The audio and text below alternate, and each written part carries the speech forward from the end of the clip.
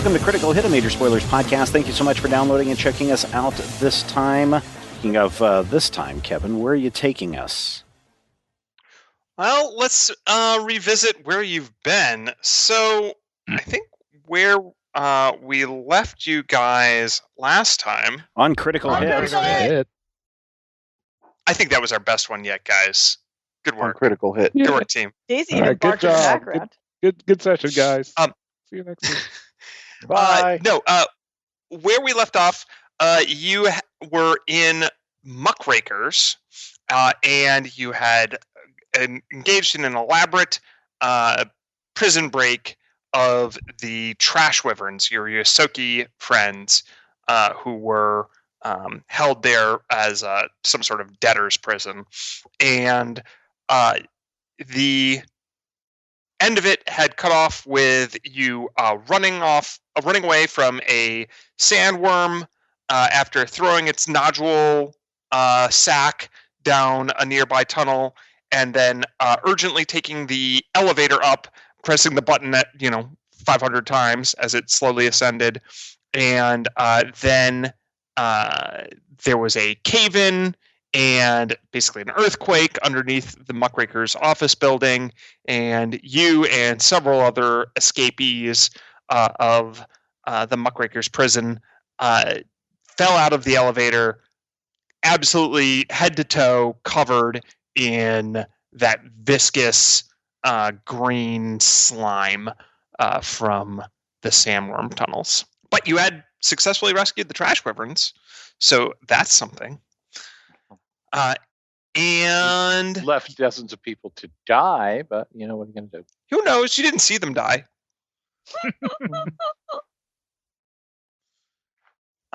Everything's probably fine. Yeah, you pretty much saw Scophos die. Oh, Scophos, the Noir. Yeah, you saw him get eaten. And we heard something that highly implied that Spago was probably at least being beaten to death. Yeah, they were taking their muckrakes to him. Yeah. Like you do. And whatever he's made of, it may not be muckrake proof. Probably not. So, yeah, after a few dazed moments, a bunch of the other inmates take off,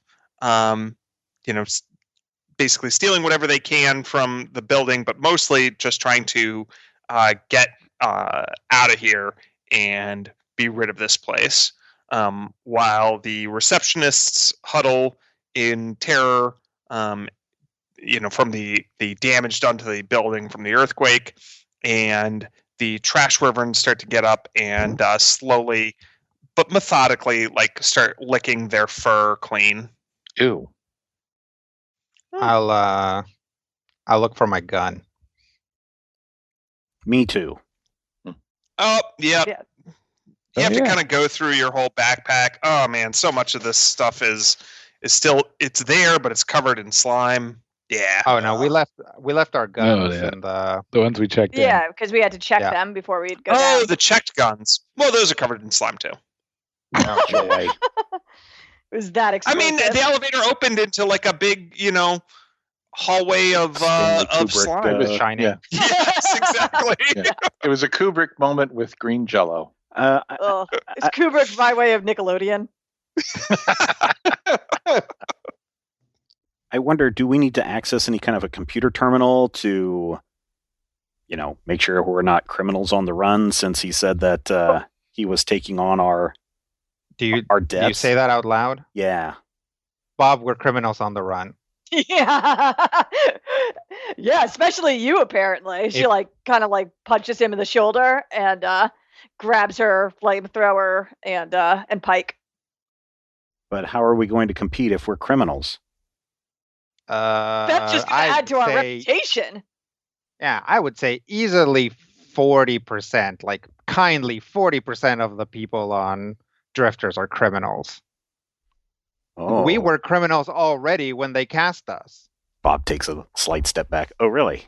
Yeah, remember the part where we busted up the last race team that we worked for, and we also, I guess, skip town without paying our fees for, the orphanarium or the gladiatorial arena. Well, I didn't know about that until just recently. Well, we totally did that. Yeah. See, you're a criminal just like us. Is it likely that their information is stored locally? I mean, it's possible, but I think we should get out of here. Yeah, I wouldn't worry too much about it. This place is so shady. I don't think that their whole shtick as parting to is Scophos, and what was his name again?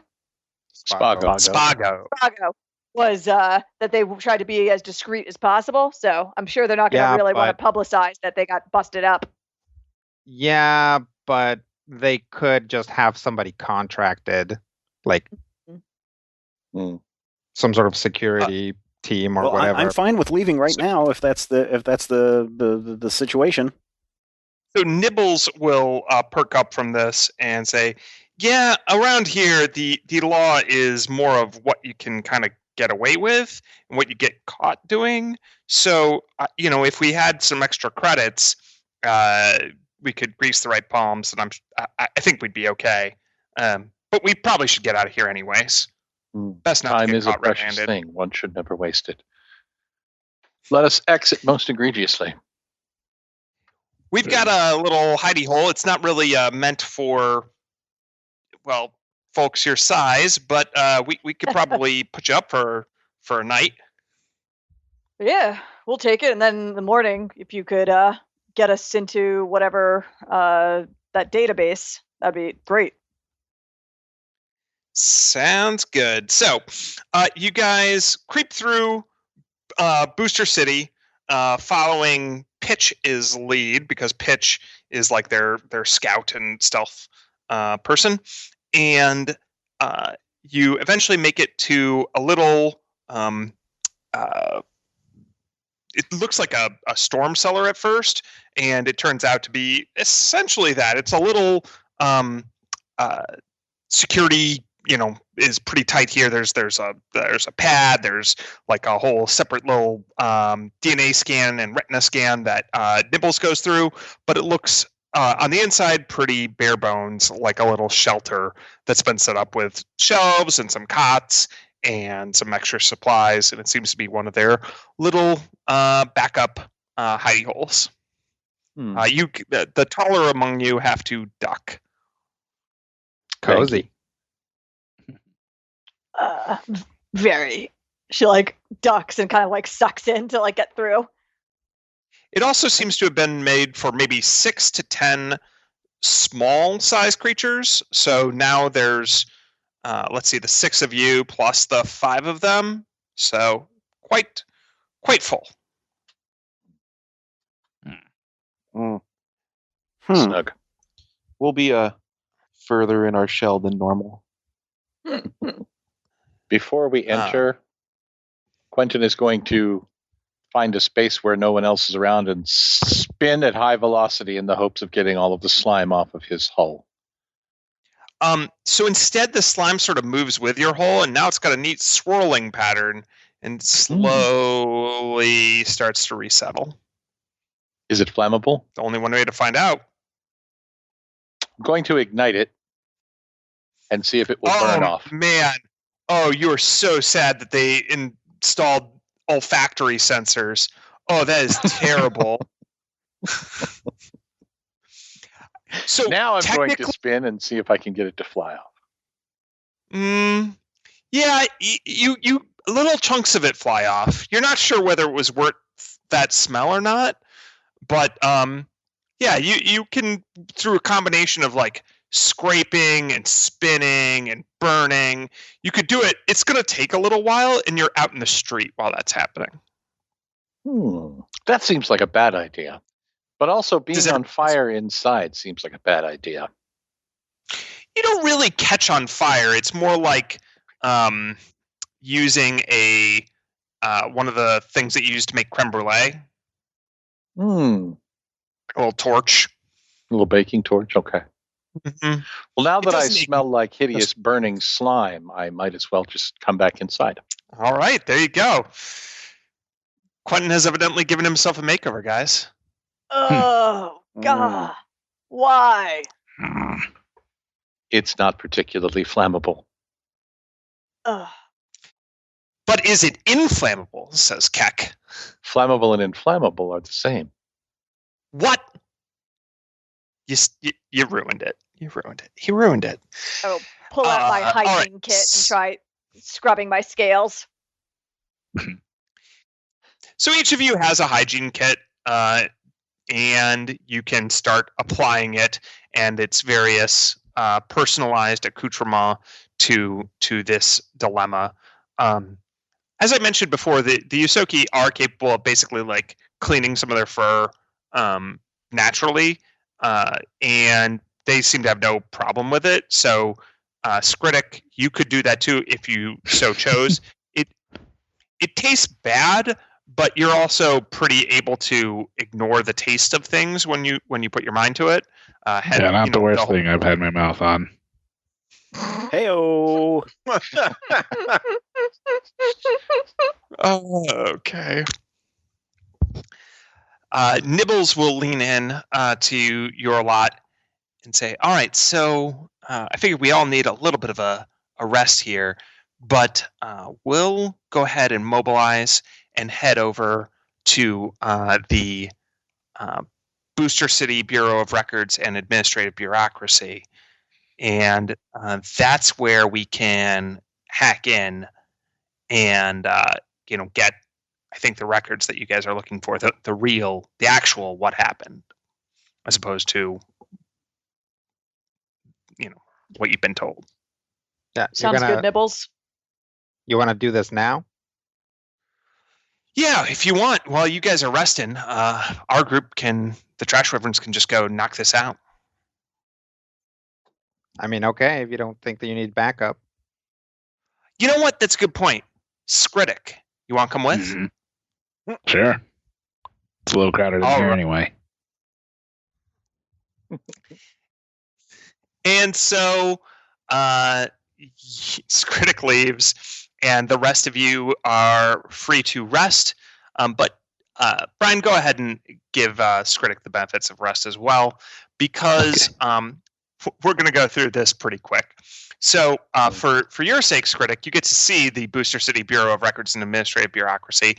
It is a generic tan, blocky building with a very simple architecture that looks like it was prefabricated somewhere and just plopped down here. There's a custodian sandblasting away the latest round of spray paint vandalism off of one of the walls, but it looks to you to be a losing battle from the overall appearance of the building. There are also a few clouds of nanites near the entrance that swarm people like gnats and start projecting obscene holograms and shouting suggestions to officials that are likely biologically impossible for most species. Rachuk will come by and say, yeah, local kids practice basic programming using a Rambutan Phi board and some spare nanites. They download some graphics off the infosphere and presto, nuisance for the local officials. Sure, I mean, they can do EM sweeps to knock them out from time to time, but that costs credits. So mostly they just wear hoods and run into the office as quick as they can. Well, kind of creative. So Nibbles will tell you, we've already been in here once, so just follow our lead. Got it. And then, a little time passes, and we are back at the little hidey hole that they made, and with everybody, the team that was all resting there, you're just now waking up from your well-deserved rest. But the trash wyverns are somewhat burned, somewhat singed, or they've got bullet holes on some of their armor. But Skritic, while you don't have rest, you're just so energized from this experience. And Nibbles just throws open the door and says, "Wow, guys, that was a truly amazing little caper, right? I mean, there were twists, there were turns. We had a good fight in there where everyone was effective. Rachuk, your hacking was incredible. Pitch, way to sneak through that laser grid. Thrill, you soloed those robots. Keck, you helped us all out and showed some real character growth this mission." And Keck says, "Thanks, Nibbles. Great leadership, as always. You really bring the team together." And then Nibbles says, "And how can we forget Skritic, the MVP? Tell them that amazing thing you did, Skritic. I'm sure they're dying to hear about it." And all eyes are on you. It wasn't that big a deal. I mean, I just saw a exploitable situation where a guard was walking by some vents that happened to be leading to the local sewage pipes, and it just seemed like the perfect opportunity to make a distraction. Oh man, that was really good. But that wasn't the thing, actually. I was asking about that other, even more amazing thing you did. You talk about the thing with the grenades and the thing with the grenades. That was definitely it. That was explosive. And the personal mover and the again, I gotta think on your feet. You work with what you got. Oh, you guys should have been there. I mean, you wouldn't have fit through the vents we were going through and stuff, but you should have been there. It was a really good time. Quentin, you should have gone with them and filmed that. Quentin, except for I guess maybe not. Quentin probably has enough incriminating evidence in his hard drive at this point. Maybe it's better that he didn't. Yeah, fine. I'm just sad. I just have to live with your amazing descriptions to let me feel like I was there. Sometimes the action happens off camera, and it's better to imagine it. No, this one was better to be there. Definitely. You suck, Kevin.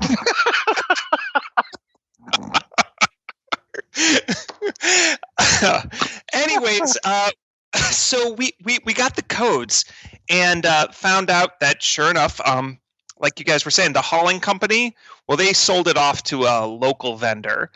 So it seems like the company spent a little extra credit to be sure that the forms looked, good and official. So there probably was somebody official-like looking out for any oddities, but I'm guessing they don't know how Akaton works, really. So anyways, there's some good news and some bad news. Okay. Good news first, always. Got it. Good news is the vehicle called Curiosity was taken for scrap by Baracus, a witchweird merchant who runs a traveling black market bazaar. The bad news is we, the trash wyverns, we really can't go there right now. We kind of upset some of the Shobhad clan that he hires as guards on a job a while back, so it's probably best for us to lay low for a bit. Mm. Oh, I mean, you guys should definitely lay low. You did a lot bit. of help already. Well, thanks for busting us out. And I guess this is, kind of where we part ways. But hey, by way of a parting gift, we were able to score some extra credits in there. And Nibbles hands over a couple of Booster City credit tubes. They're an older model than most modern cred sticks, but they still hold credits all the same. Vintage. And she says, there's 3,000 credits in each of those, so that should be about 1,000 credits to each of you. Thanks for bailing us out back there. Oh, I would recommend fencing those if you can for some lower denomination, less official cred sticks and such. I'm sure there's tracking on some of these credits, but if you get them off-world, they'll spend just fine. Okay. Hey, no problem. Actually, let me put you in contact with someone, and I'll pass them Big 313's info. Okay. So this guy, we've worked with him before. He's reliable, and he's probably going to be looking for work because he also just had some of the stuff that he was working on blow up. So if you guys are looking to hire some muscle, he's pretty tough. Oh, cool. That's always good. Thanks for the reference. Yeah. We'll check him out. It's been too long, Akubino and Vanky. You guys should come back here more often. Well, if every time we come back we break every law, that's probably not going to happen, but almost certainly we'll end up back here at some point. Yeah. And we'll check in with you when the race is over. Sounds good. And yeah, if I've been back in this neighborhood, we got to work together again. Thrill punches your shoulder, Skritic. And nods. Yeah, we should work again. Ooh.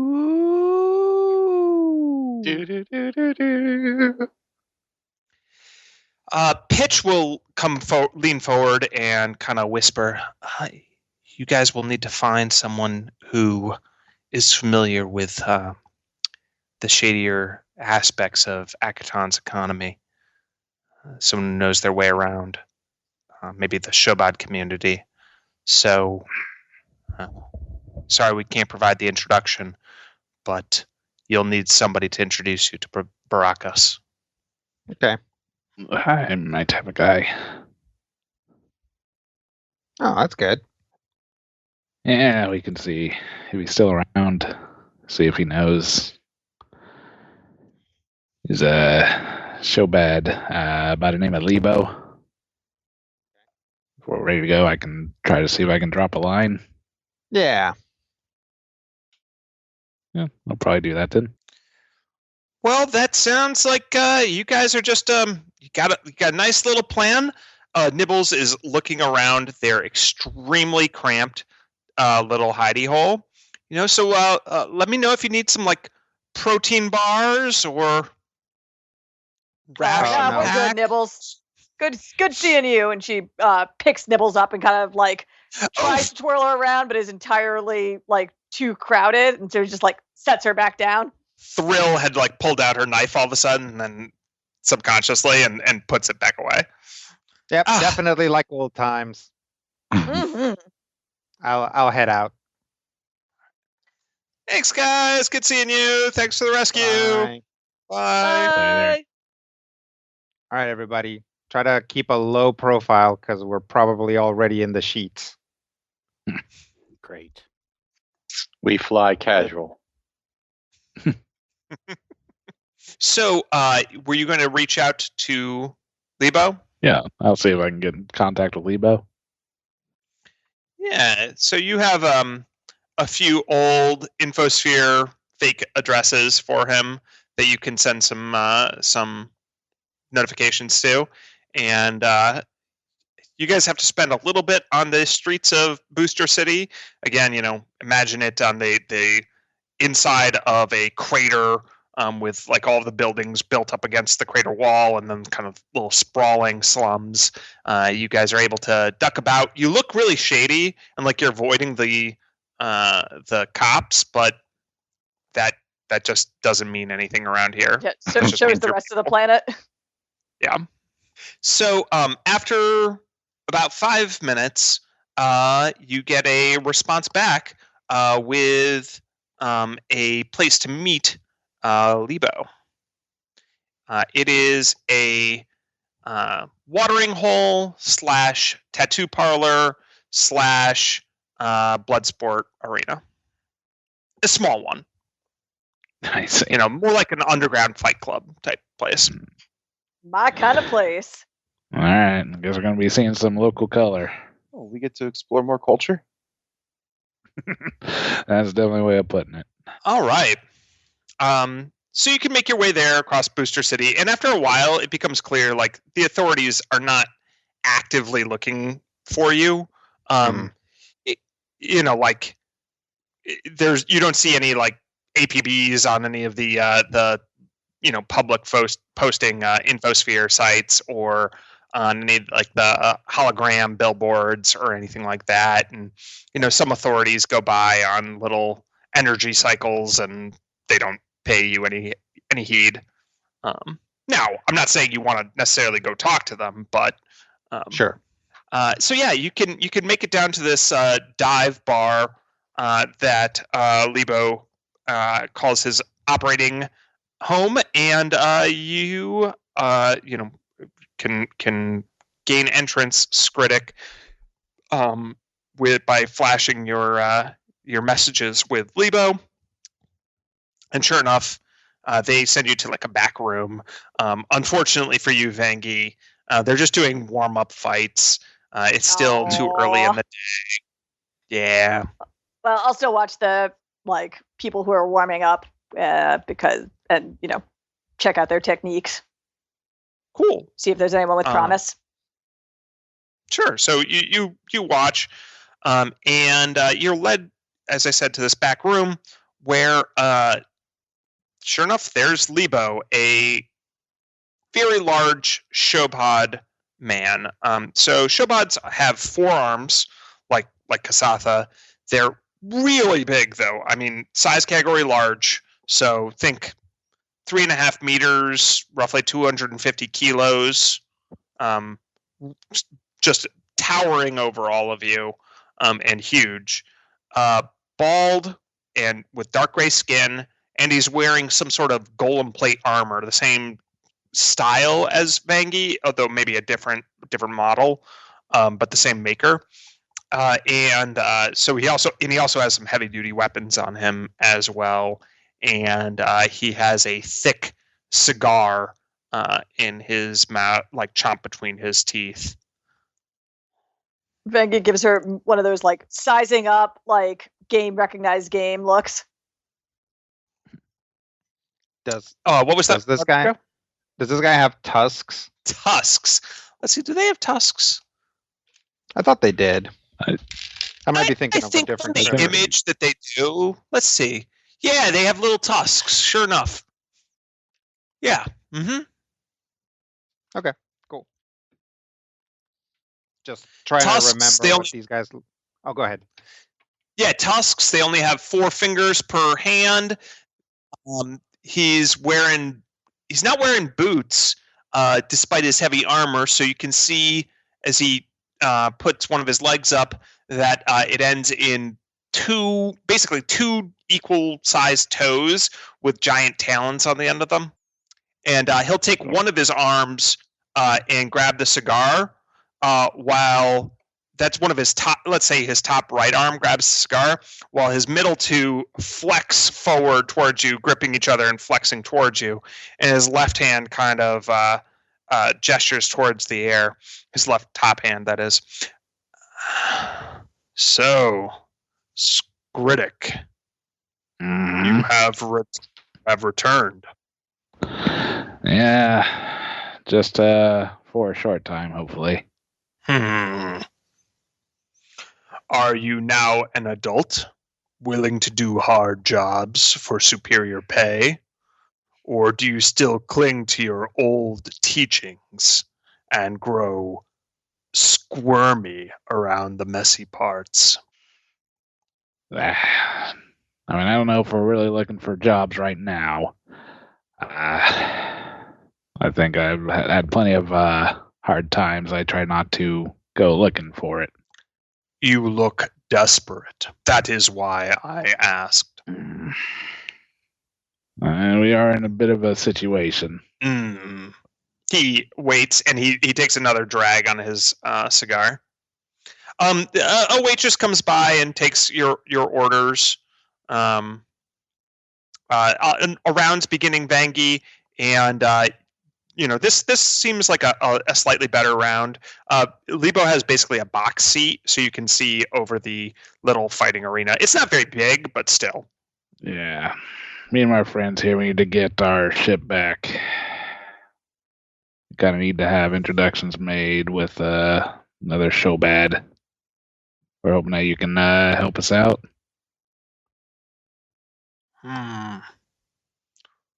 Who is it you wish to speak with? What was the name again? Baracus. Baracus. Baracus is not a Shobad. Baracus is a witchweird. I know they also have 4 arms, but we are a different species. I see. I'll try to any remember that case- next time I run into a gorilla. Also, there are Kasatha, who also have 4 arms, but are also not Shobad or witchweirds. I have a question. How many arms do Skittermanders have? 6, I am not right? certain. Believe they have 6 arms and 2 legs. Okay. Though I've also seen it claimed that all of their arms are also legs, and that they are some type of furry arachnid. Yeah, it gets confusing. Sorry, I just wanted to be included in the conversation. So you are looking for the bazaar. Yes, I believe we are. I can take you to the Baracus Bazaar, and I can introduce you to the Hardash clan, the Shobhadne that Baracus has hired as guards. But it will come with a price. I will do this thing for you for 1,000 credits. Yeah, we can do that. I hand over my stick. How about I fight in your match tonight? If you can earn me 1,000 credits via the match, so be it. She like Shall looks at we the consider contenders. this collateral then? Yeah, I think I can. I'm on. It'll be a celebrity appearance. Yeah, we're famous. Mm-hmm. Some might even say infamous. Yeah, that's also We true. drift. All right. So, yeah, you are able to, go speak with the. It turns out the waitress is also like basically the proprietor, and hence why she tends to Lebo's table personally, because he seems to be something of an important figure around here, and she can get your name on the list really quickly, Vangie. In fact, she recognizes it and puts it right at the top. Nice. You're going to have to go up against Ursa, though. Is Ursa She's no a bear? joke. Ursa's an uplifted bear, yes. Yes! Of the major or minor variety. Oh, always major. Just Actually, she was a colonel, but they busted her back down. So I was trying to By come the up with tail. that same kind of joke, so. That sounds awesome. watch the ground game and the side steps, I guess. Mm. Like a Tekken joke. Let's just move on. Fantastic. All right. So you fight with Ursa, the uplifted bear, Vangie, in a battle. I'm sure you guys are wagering enough credits to. Are you wagering more than? Let's say that they give even odds because Ursa's a local favorite, but Vangie is well known on the Akaton Arena scene. So it turns out that people who do a couple of infosphere searches and be like, wait a minute, hasn't she fought before? So she has a record and everything. So they're not going to give you better than average odds. No, that's fair. I have the gladiator theme. Yep. This is good. I needed to up my theme level anyways, or next level. I definitely put more money on Vangie than I should. All right. Anyone Whatever want to that turns join? out to be. Are Heck, we you able know- to assist? Be in her corner? No. You can actually you can have a corner man. You can have one corner person. So Yeah. I I love that I suppose my ship doctor do that. yeah. Fair enough. So You're when I said cheaper. no before, I meant yes. But otherwise, no one else is allowed to. would it be prudent for us to bet our entire 6,000 credits on this match and see if we can double our money? They will only allow you to bet 3,000. That's as much as the bookie. That's as much action as the bookie can take. What if 2 of us go and make the bet? No, but I mean, like, they're not going to take more than 3,000 credits worth of bets for Vangie. Sure. Totally. Vangie would say, like, I mean, look, I am awesome, but we should also probably, I've never fought a bear before, so, maybe. I guess I meant 4,000 total, because I was thinking of 3,000 in addition to the 1,000 for paying Lebo. Sure. Right. So, are you guys? Who is staking their? Are you guys all collectively staking it, or is anyone opting out? Bob is opting out. Yeah. So Quentin is opting in. we basically got 1,000 for each of us, right? Yes. I'll hold on to my stake in case it doesn't work out. Okay. So Quentin will opt in the entire 1,000. yeah, that puts me at 1,700-ish. So I'll put in 1K as well. Oh, I will not, because I think it's bad luck to opt out to bet on yourself. Yeah. Okay. So we will four people follow betting Vengie's example. Oh, okay. So then you guys are betting a total of 3,000? Sounds Looking like that 2 way. to me, right? Is Skritic putting in? No, I'm withholding. So yeah, so it's Yeah. just So 2,000 plus the 1,000 that we're betting to try and Right. Okay. And Sounds good. So,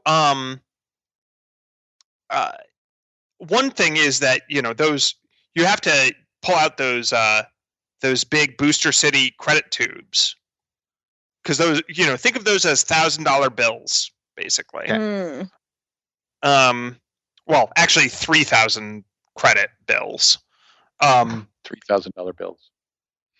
That's why they're rare. They're the $3,000 denomination. And Lebo will kind of chuckle and say, difficult to spend those on Akaton. I can arrange for them to be shipped off-world for a 1% fee. Yeah, that sounds good. Yeah. Thanks, man. All right.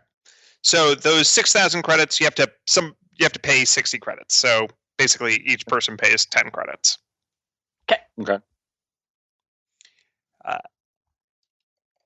And then they give you credit at the bookies thing, bump. And Vangie begins her battle with Ursa. So we'll resolve this with a series of skill checks. So let's say we start with skill or ability checks, or like you can replace some sort of cool class ability if you've got something like that. So Ursa charges right off the bat and tries to turn this in. I'm sorry? Sorry. We would like to do something before the game starts. Or before the match starts. So during while the referee is calling out and psyching up the crowd. By the way, the referee doesn't do any work here. It's more like an announcer than a referee. Sure. Yes, we would like to use our sleight of hand to give some boosts. Oh, jeez. Absolutely. Go ahead and give me a sleight of hand check. Gonna be roided up for this fight. Might as well. In this back alley bar in Booster City? Yeah. I mean, it seems like perfectly I'm not complaining. That's a 20. Yep. You succeed. So you can sneak in as many boosts as you want while you're because it's basically expected. It seems like they're pretty used to this. So we'll give the AC and speed bonuses. So +1 to AC, Sweet. plus 10 foot in. Oh, we're doing skill checks. +2 enhancement bonus to skill checks. There you go. Nice. And let me see if the last thing might be helpful. Would I be able to use the toxicology booster? Basically, the way it works is any living creature attacking the affected target with a natural attack takes a -2 penalty to the attack. Ooh. Absolutely, you for sure would. Okay. The only way you can use it though is if you tell me what you're doing. Yeah. Why do they get a negative? We're using the fact that we can have multiple limbs at any given moment to, keep eyes up where we're taking care of Vengi, getting her food, You're not allowed to intervene in the fight itself. You can prep her ahead of the time, but you can't actually input, throw your limb in the way of an attack. Yeah, no, that's basically misdirecting. Some sort of distraction? Wasn't it like a toxicology thing? Like, doesn't it make me like poisonous or something like that? Or you want to know what? Okay, I'm confusing myself. So basically, as a biohacker, you have you have this toxicology talent that can, somehow affect Vangi's skin or scales or, some sort of scent or aura around her. It's up to you to describe how that works, but it probably, since you're administering it to her, it does seem like something that would have to be injected and on her. We're going to utilize what we learned from the slime yesterday to make it so she secretes that sort of stench, that sort of just nastiness.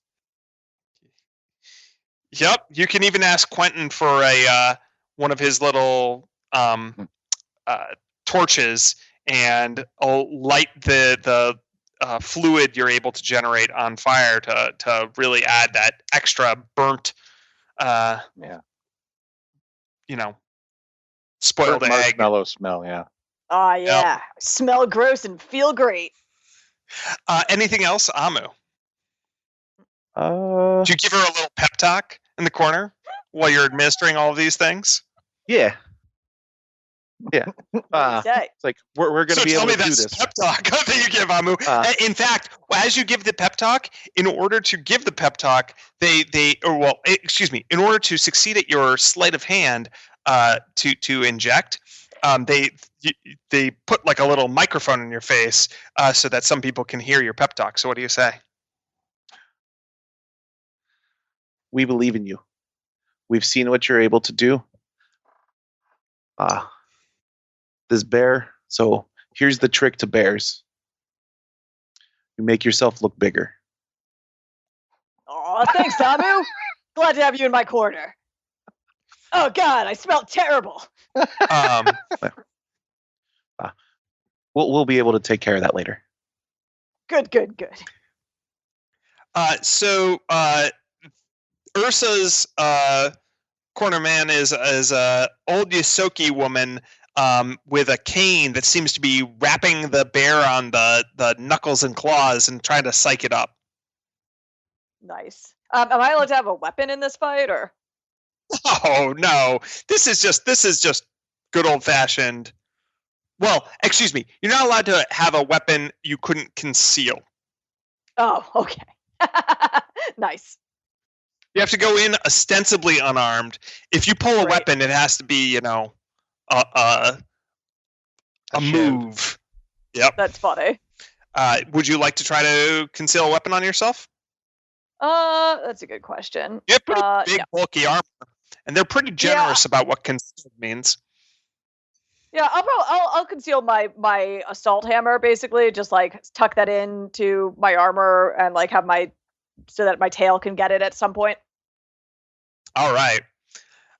So then the announcer, a Hilky man, comes in and let's get ready to rumble. So, all right.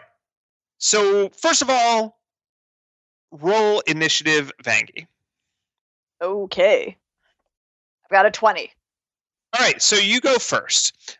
So you can try to engage. So the good news is you're able to to start before Ursa charges you. Ursa's clearly big and strong. She's got some sort of armor on. She is supposedly, from what you've been able to gather in the 5 minutes you've had to do some research, got some like data jacks and like a custom rig hooked up to her brain. So she's probably well up to date on like all of your matches and skills. She's plus, cybernetic. Her natural weapons are just as good as yours. Oh, and they're better. I traded out the. I don't have best natural weapons.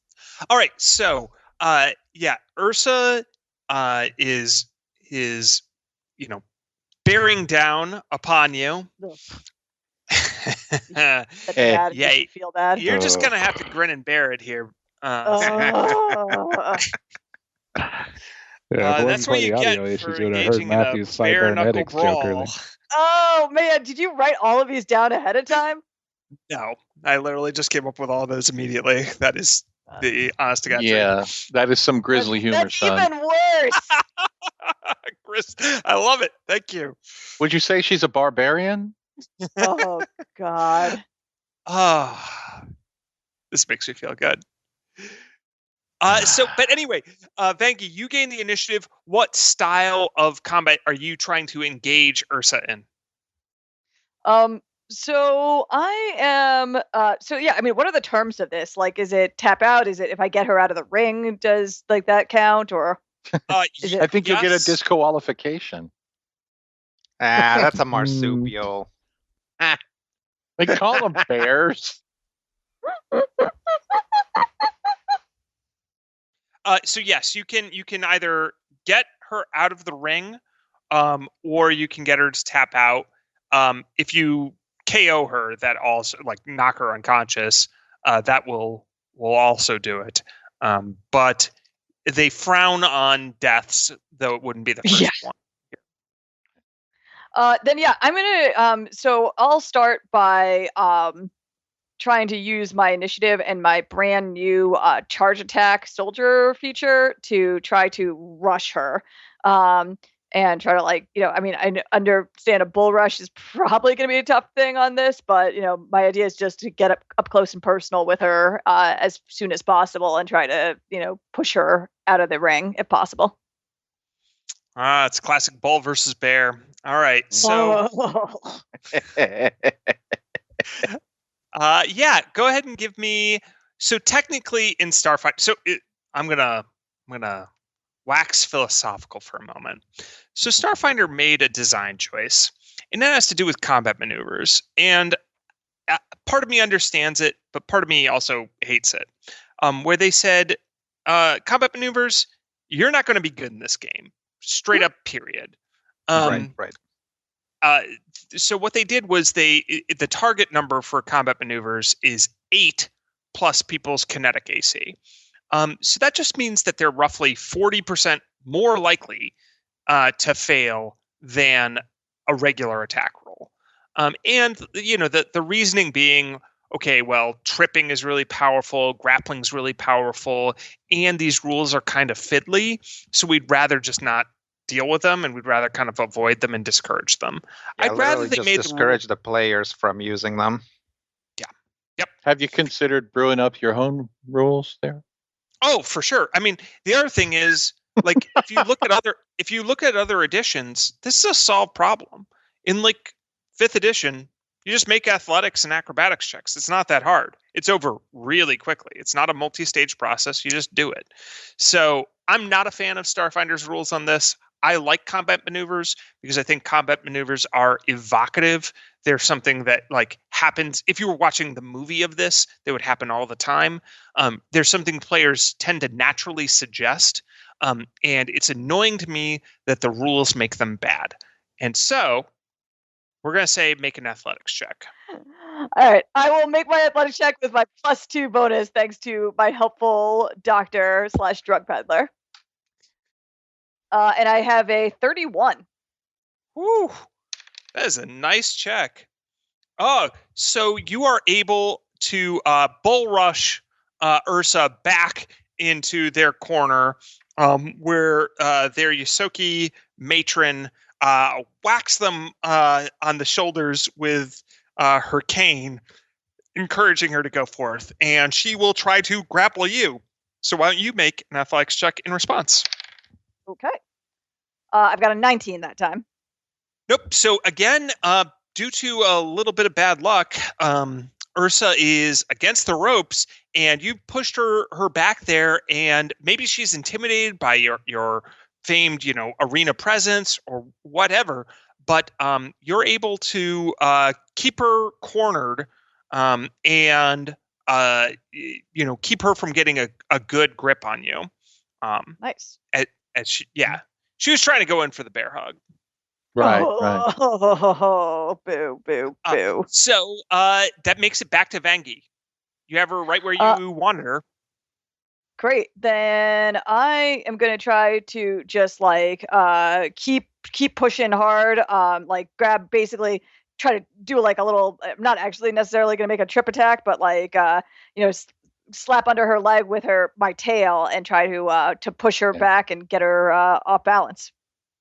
Bear down, if you will. Oh. Yep. So is that another athletics check? Yeah, let's try it. Another 31. Jeez. Wow. So you knock her to the ground, and her fan favorites in the small crowd of a couple dozen that are here start shouting, "Unbearable!" It's pandemonium out there. Oh. But you picked up a few. I've tipped the scales here.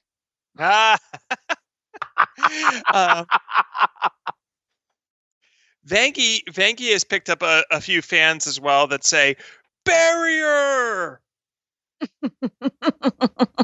I'm glad they're behind the barricade. Barricade. Yes, barricade. Barricade. Yes, and? Anyway, so it's back to Ursa's turn. And Ursa will rise, which I think in Starfinder that will provoke. I'm never sure. They change the rules every edition just to keep it interesting. Oh yeah. If she does provoke, that might be a boo-boo. Oh, jeez. Well, I am going to try to put her back in hibernation. Actually, it does not provoke. I looked up the rules. Okay.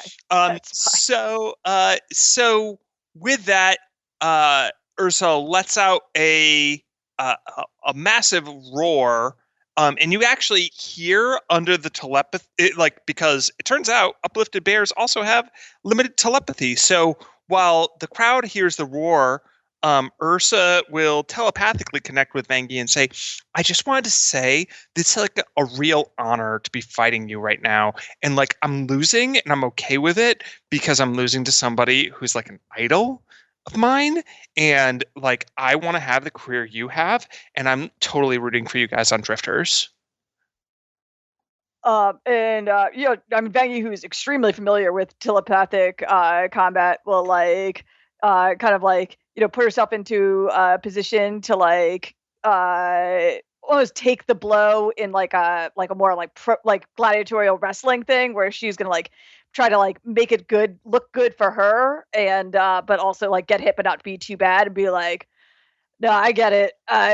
This is, like I said, I really have actually always wanted to fight a bear. This is a awesome thrill, and it means so much to me that you follow my career, and I think you've got a lot of promise. I'll be looking out for you too." Ah! So if she's telepathic, you could say she bear in mind. Oh God. Oh boy. So after you guys come to that little accord, you're able to adopt a kind of a wrestler's persona match where you make it look good but don't hurt each other too bad. Nice. However, unlike a typical wrestling match where there's a face and a heel and the conclusion is foregone from the beginning, in this case, she is trying to win. Sure. Pretty much as hard as she can, but after a few more contests of athleticism and sneakiness and martial prowess, it becomes clear that you are the superior fighter. And she will also telepathically say, by the way, Ursa's my stage name. Like, everyone expects that. I know it means bear and everything or whatever, but my actual name's Jasmine, and you can follow me here. And like, this is my profile, and I'd totally like to get your opinions on my career going forward, and so forth. That's fantastic. It'd be like, well, that sounds great. I'm like working with a pretty good promoter right now on Drifters. I'm sure he'd be happy to and Hecubino, he's like the best at that. Like, seriously, I wouldn't be anywhere in my career without him. So we'd be happy to give you some tips. And with that, you win the bar brawl, the battle for the 1,000 credits for Lebo in Booster City. Good job! Yay! You're a little worse for wear, but Sure. Not too bad. Nothing that Amu can't probably patch up. Well, you went in prepared, so. I back when we were first hashing out concepts, I considered playing an uplifted bear, and this session has made me extremely glad I didn't do that. Oh, I'm sorry. You think I don't have lizard puns? Oh. Yeah, let's keep them to ourselves so we can keep the game moving. Otherwise, every session's just going to turn out like this. Yeah, it'd be a reptile dysfunction. Oh boy. That's my last one. Okay. Hey, with the win, we're going to take those credits and probably apply them to Bob's debt. In the meantime, everybody, you can check out our website at majorspoilers.com, and we'll be back next week with another episode. But until then, here's hoping all of your dice rolls are critical hits.